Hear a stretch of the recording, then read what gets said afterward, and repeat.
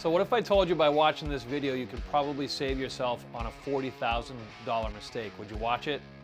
Most likely, right? So today I want to talk to you about putting a bedroom in your basement. And quick precursor, if you're the type of person who's like, I'm just going to throw some walls up, I'm going to do what I got to do, you do you. Don't watch this video, okay? This video is not for you. This is for the person who wants to do it right, go through a permitting process, get the right person in, or even do it themselves, and then be able to accomplish two things. If you ever have an insurance claim or a fire, you actually don't get burned because you didn't file a permit. And then if you go to sell your house, you can actually sell it and say you have a bedroom in your basement. So I'm going to give you 3 tips today to think about that could save you up to 40 grand. Stick with me.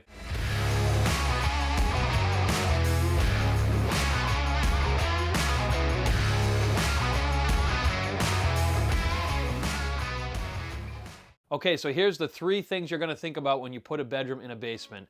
2 of them are kind of related to fire. The last one's actually related to sanitation. Now, each one of these has a cost associated with it, so I'm going to talk about what they cost.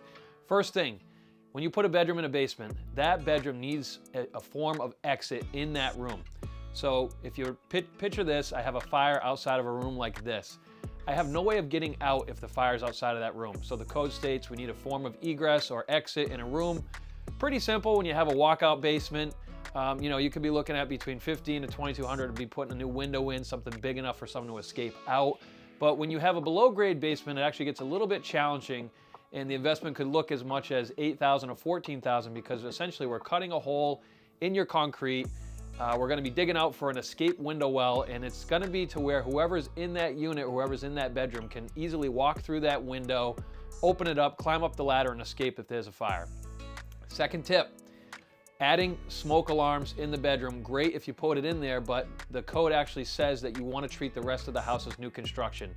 And before you put your hands up and go, what the hell, I got to update all my smoke alarms. The reason for it is, think about this. You're adding a bedroom in a basement, right? Say you have a fire down in this basement and then you're upstairs sleeping. You're not going to know that fire is going on until maybe 20, 30 minutes in. And think about all the smoke that it's going to cause. And vice versa. You're upstairs and the fire starts in the bedroom and you're down here in the basement. You don't know till it gets down here, and that's going to really suck for you. Updating smokes, if they're not hardwired in the whole home, depending on the size of the home, some have 4 or 5, some have up to 10, 12, 15. It could be as little as $1,500, it could be as much as $4,000 or $5,000. So talk to your contractor, make sure they know and let you know that your smokes do have to talk to each other. They do all have to be hardwired when you're adding a bedroom in a basement. Third thing, if you have private septic, is sanitation. So essentially, if you have a 3-bedroom home, you add a 4th bedroom, the way the city or town's going to look at it is, okay, your private septic needs to be able to handle up to 4 people. We had a client who kind of decided to do a basement, added a bedroom, and we didn't find out till later at that client's pain that their septic system didn't meet the requirements for that bedroom. And here's the kicker with this. You're almost opening Pandora's box if you go down this road without planning it ahead of time. The Board of Health gets involved. And what they say is, okay, let's do a perk test on your existing septic unit for this new design load.